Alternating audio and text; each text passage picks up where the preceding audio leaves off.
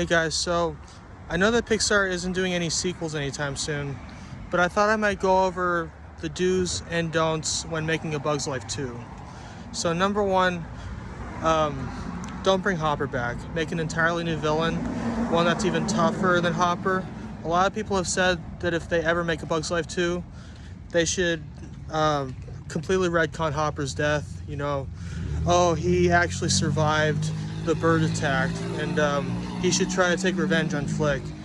No. I really don't like sequels that just recycle their villains. I like sequels that make new villains.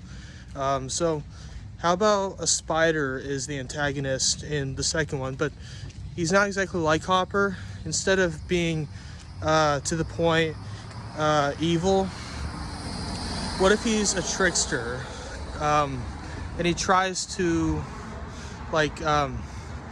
marry Ada because his old colony has been destroyed and he basically wants to take over another colony. So give him different motivations that make sense. Maybe make him a romantic rival to Flick, and we're gonna get to that in a sec. So for the first don't bring Hopper back. Make an entirely new villain, one that raises the stakes and one that is a bigger threat to Flick and Ada. So this is an idea that they should definitely do. I actually watched A Bug's Life 2. It was a fan-made A Bug's Life 2 on YouTube. I think it was made by Miss Disney Collector, whatever that YouTube channel is. Basically, she made an entire plot for A Bug's Life 2, and it was basically the first one, but she had a few interesting ideas that they should stick with. Give Francis a love interest. Maybe not make the relationship like it was in the fan-made sequel, because it's kind of rushed and they don't really get that much development. So what I would do is develop the relationship between Francis and his love interest, and kind of, make it believable. Because in the fan-made sequel, they just instantly fall in love. It's not really developed that much. So I really like the idea of Francis getting a love interest and him getting a little character arc to kind of overcome his insecurities about being called a female. So that's one thing I would stick with. One thing that you shouldn't do in A Bug's Life 2 is retconning everyone's character arcs from the first film. So there are a few films in Pixar's category that kind of repeat the first one, but this is something that I warn Pixar against. When doing A Bug's Life 2, don't completely reset everyone so that they have to go through the same character arc again. One movie in particular is guilty of this, and that's Incredibles 2. In Incredibles 2, everyone's character arc from the first film has been completely forgotten and retconned. So they basically have to go through the exact same character arc again, and that was very disappointing in Incredibles 2. Finding Dory kind of repeats the first film in story, but I think it's better at character development than Incredibles 2. So that's something that you need to avoid with A Bug's Life 2. Keep all the original character arcs intact. Develop the characters further. Take them in new directions. Take them to new places. And give us more insight into the characters, something we didn't know about them before. I don't think any of the Toy Story movies have retconned their character arcs. They've all taken the characters in new directions and developed them further, and we've gotten to know a lot more about them. The same thing should be done for Bug's Life 2.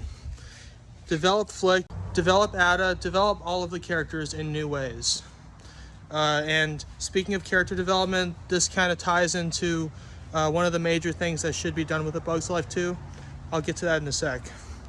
But the point is, take the characters in new directions, develop them further, make us see a new layer to them, and just continue the characters' journeys in a new way. Now, before I get to my final point, I must point out that I am not against Pixar having little Easter eggs or like trying to recapture the magic of the original. I have no problem with that. Finding Dory is the best example of recapturing the original with the images, with the setting. So I definitely want A Bug's Life 2 to capture the magic and image of the first film. Kind of like how Shrek 2 does with the first Shrek. It kind of is a little similar to the first Shrek, but in all the best ways. And again, the Toy Story movies mastered this perfectly. They are still a little similar to the first film, but they are different enough to count it as a standalone film. They all capture the magic and spirit of the original while continuing the characters' journeys in new, fresh ways. Again, Incredibles 2 does capture the magic of the original by like making you feel like you're in the original still. But again, it doesn't really stand as a standalone film because it copies way too much of the first one. Cars 3,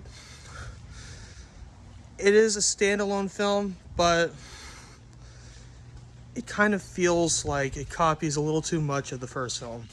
One thing you should avoid doing while creating the new character arcs and new journeys while trying to capture the magic of the first one is to do it in all the wrong ways.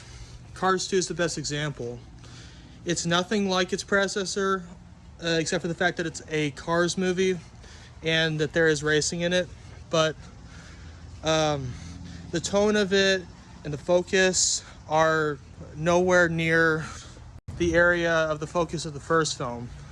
Cars 3 is more of a sequel to the first Cars rather than a direct sequel to Cars 2, because Cars 2 is a standalone film, but the execution of Cars 2 is not good. Although I do still find enjoyment in Cars 2, even if it is considered the worst Pixar film. So,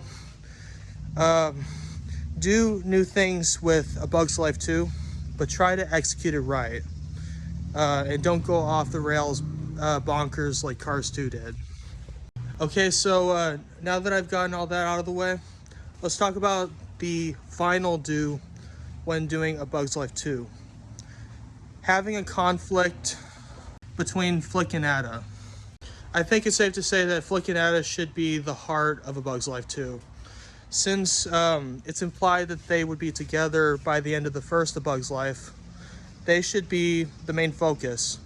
Their relationship should be the main relationship to develop. Maybe have Flick and Ada struggle with the fact that they're supposed to be the new rulers of Ant Island. And now, I wouldn't say have this movie take place after their wedding, but maybe have the conflict be whether or not Flick is the right person for Ada to be with. Then suddenly this new guy, the spider, he seems more trustworthy than Flick does.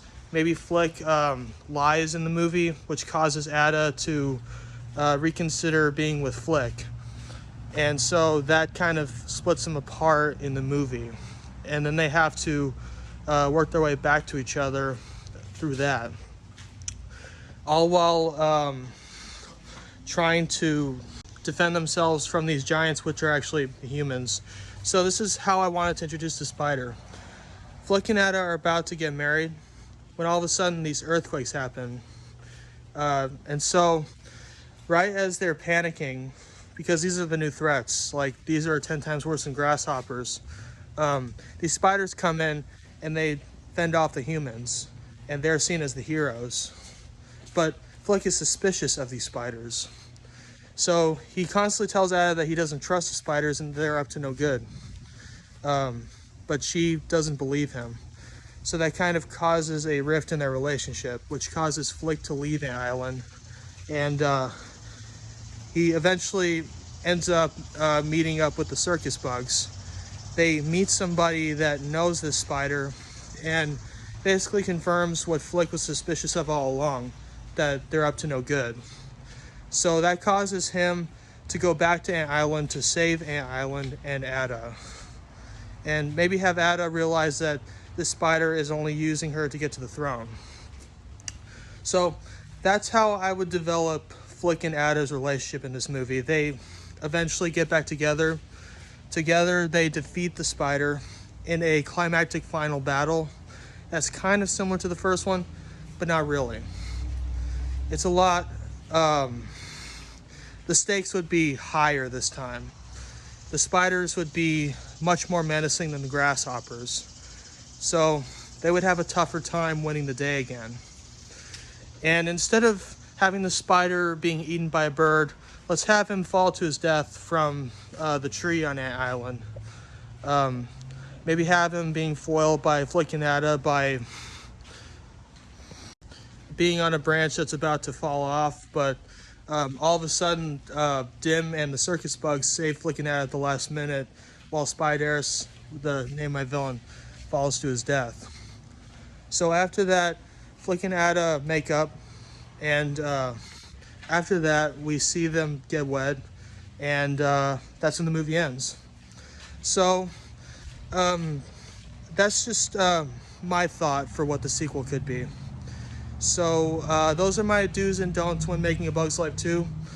Let me know if you would like to see this storyline be represented in the sequel, or let me know if you thought that my story was a cluster. It might not make sense to you. This is just my opinion of what A Bug's Life 2 should be. And I honestly think that if they do these things that I said in this video, then we could definitely get a really solid sequel to A Bug's Life. So let me know down in the comments what you would like to see from A Bug's Life 2. I honestly think that having a spider as a villain is much better than having Hopper return or Hopper Jr. I mean, I will say this, there is a reason Syndrome didn't return in Incredibles 2, because that would have just been repetitive. I mean, if you're gonna bring back the same villain, that's lazy and that's repetitive. That's why Return of Jafar sucks, because they reuse the same villain again. And I think that it's always good to add new villains that are tougher and have a stronger connection to our hero, and they actually shift directions in their lives. So, or they propel them to where they should be. So anyways, guys, I will see you on the next episode of Ethico 2.0. Take care.